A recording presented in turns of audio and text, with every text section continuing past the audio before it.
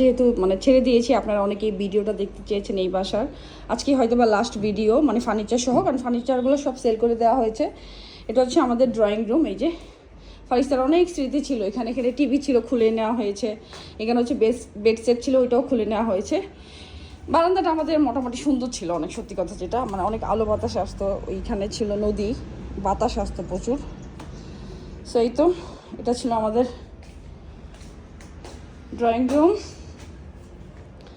এই হচ্ছে dining room. সব কিছু খুব ম্যাসি হয়ে আছে কারণ অলরেডি প্যাকিং চলতেছে। এটা হচ্ছে কমন ওয়াশরুম, এটা হচ্ছে ডাইনিং রুম।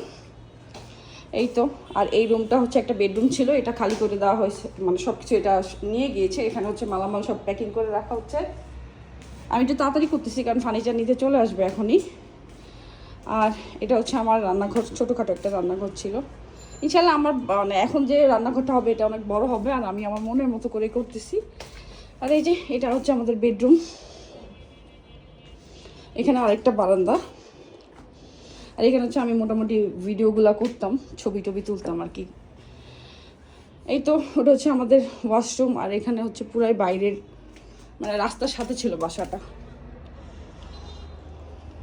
সো এই হচ্ছে মোটামুটি আমাদের এই বাসার পুরো ভিডিও। আজকে এই লাস্ট। এই যে,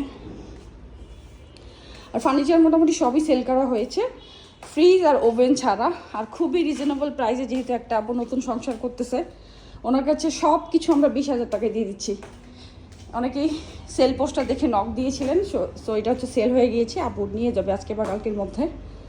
সব কিছু A to Z, ফ্রিজ আর ওভেন ছাড়া, এসি ছাড়া সব কিছু সোল্ড আউট, সব কিছু একবার। এই সব মানে পুরো ম্যাসি হয়ে আছে। ওই যে আরেকজন কি করতেছে, আসো। সেই তো, নতুন বাসার ভিডিও দিব অল্প অল্প করে, দেখবেন। এই তো, ভালো থাকবেন সবাই।